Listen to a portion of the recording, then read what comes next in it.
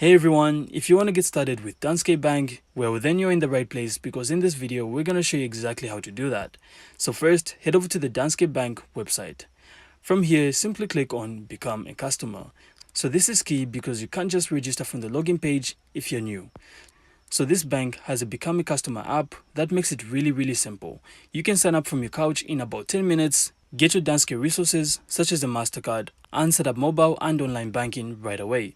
So all you need to do is simply download the app. There's even a QR code on the site for it. And once you do, simply fill in your information and you're basically ready to go. So if you want a bit more than just a bank account, like advice about housing, loans, or investments, you can also book a meeting online or at the branch. And once you're done, you then have access to e-banking, and from there you can also check balances, pay bills, transfer money, and even manage your account easily. So that's really it. I really hope you found this insightful, and if you did, make sure to leave a like and of course subscribe. Then we'll see you on the next one.